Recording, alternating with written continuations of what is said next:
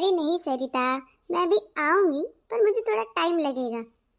ओहो, तो महारानी साहिबा यहाँ फोन में बात कर रही हैं, ठीक है, और घर का सारा काम डला है। रुको, अभी खबर लेती हूँ मैं तुम्हारी। अरे नहीं यार, ऐसी कोई बात नहीं है, गलत मत सोचो। बहू, ये क्या तरीका है बहू? हैं, मैं कितनी देर से तुम्हारा इंतजार कर रही हूँ कि तुम मेरे लिए चाय और पोहा लेकर के आ रही हो, पर तुम यहाँ देखो कैसे गप्पे लड़ाने में लगी हो। हैं, फोन चला रही हो, फोन में बात ही कर रही हो सुबह से, ये क्या तरीका है? नहीं माँ जी, आप गलत सोच रही हैं, ऐसा कुछ नहीं है। वो पार्सल वाले का फोन था, इसीलिए मैंने रिसीव कर लिया, और चाय पोहा मैं तो सिर्फ ला ही रही थी। सॉरी माँ जी, सॉरी। बहाने बनाना छोड़ दो, मुझे सब पता है कहाँ बात हो रही थी कहाँ नहीं, ठीक है ना? अरे तुम्हें नहीं टाइम से दे पाना है खाना तो बोल दो, मैं खुद ही बना लिया करूँगी।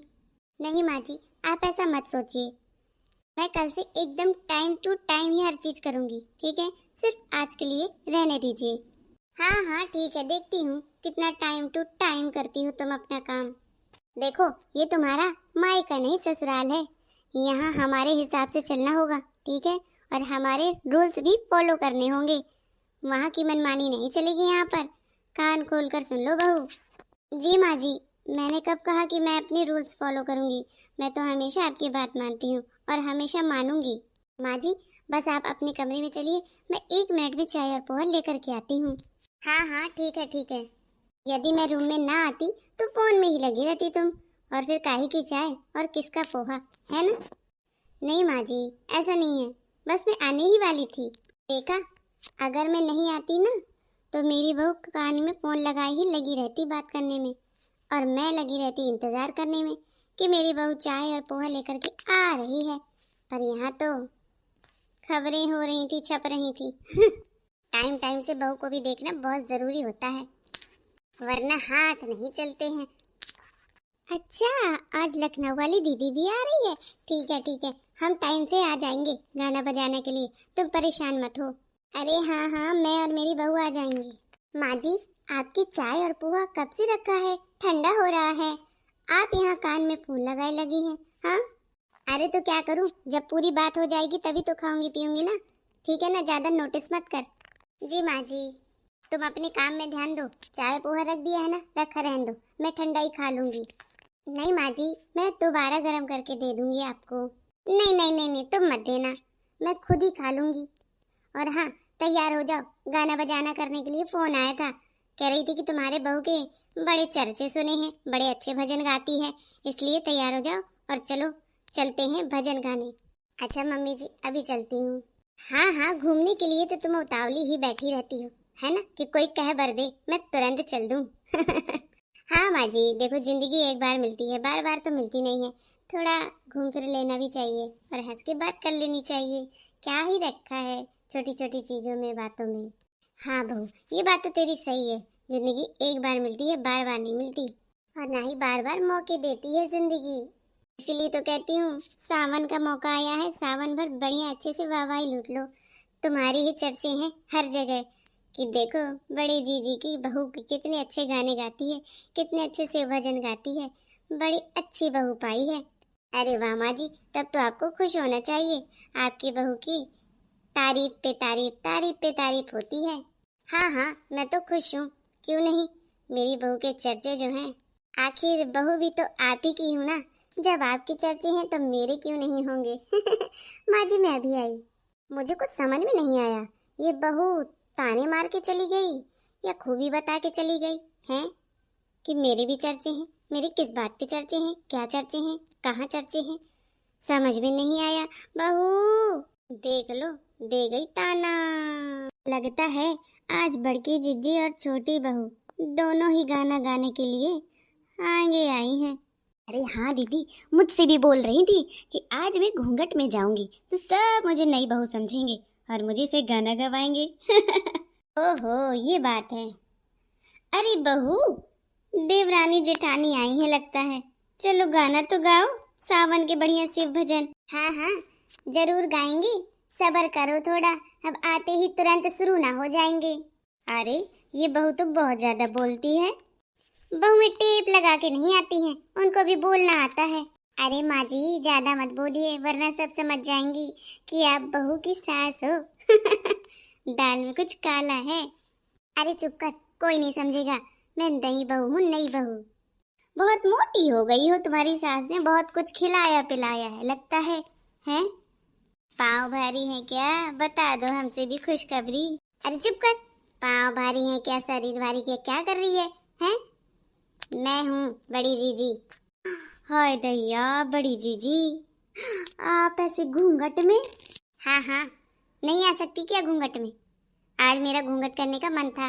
मेरे यहाँ जेठ जी आए हैं ना, इसीलिए। ठीक है भैया, हमें क्या है। ये भी कला बगाड़ने में कुछ कम नहीं है।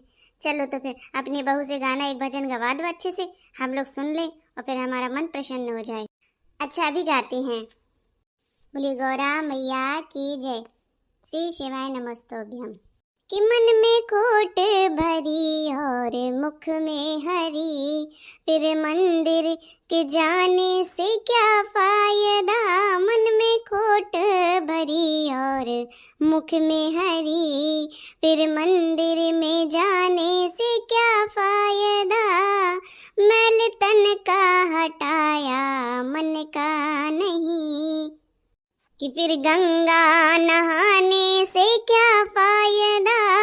अरे मन में खोट भरी और मुख में हरी, फिर मंदिर में जाने से क्या फायदा। कि मन में खोट भरी और मुख में हरी, फिर मंदिर जाने से क्या फायदा।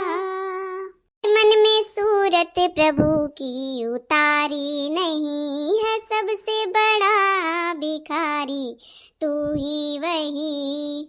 कि धन दौलत पे करना क्या ही गुमान, जब संग में न जाए तो क्या फायदा।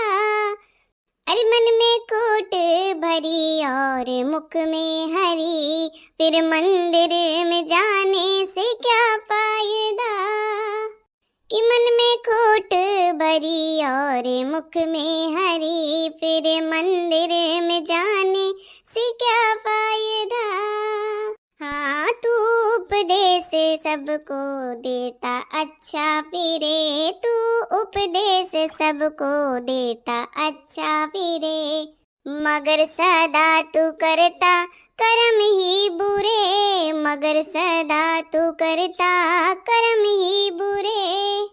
कि पहले खुद पे अमल तुम करो बाद में, पहले खुद पे अमल तुम करो बाद में, दूजों को ध्यान देने से क्या फायदा। मन में खोट भरी और मुख में हरी, मन में खोट भरी और मुख में हरी, फिर मंदिर के जाने से क्या फायदा। फिर मंदिर में जाने से क्या फायदा। कि तू रोज रामायण पढ़ता मगर, कि तू रोज रामायण पढ़ता मगर, हाँ हाँ पढ़ कर के मन में ना उतारी मगर, हाँ पढ़ कर के मन में ना उतारी मगर। अरे जो ना माने तू माता पिता का कहना यदि, जो तू ना माने माता पिता का कहना यदि, फिर रामायण के पढ़ने से क्या फायदा। फिर रामायण के पढ़ने से क्या फायदा।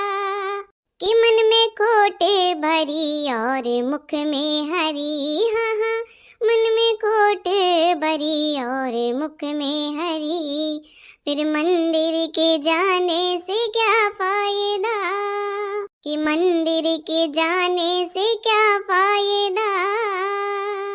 हमारा ये भजन गाने का ये उद्देश्य है कि आप सभी से अनुरोध है कि आप सभी पहले अपने मन को साफ करें, यानी कि मन अच्छा रखें, आत्मा अच्छी रखें, शुद्ध विचार रखें और अपने माता पिता का सबसे पहले कहना माने। सबसे पहले भगवान हमारे माता पिता ही हैं। बूढ़े माँ बापों को कभी मत सताएं, उनकी बातों को कभी इग्नोर नहीं करें। धन्यवाद। तुम लोगों ने तो आंखें खोल दी। सच है, बहुत अच्छा भजन गाया। जब मुख में खोट मन में खोट होगा तो मंदिर से जाने में क्या ही फायदा है। पहले मन को साफ करना चाहिए। बहुत बढ़िया। अरे वाह बड़ी जीजी, तुमने तो कमाल कर दिया घूंघट वाली दीदी। और नहीं तो क्या, अभी देखो आगे आगे कितना कमाल करेंगे हम। मिलते हैं आपको नेक्स्ट वीडियो में।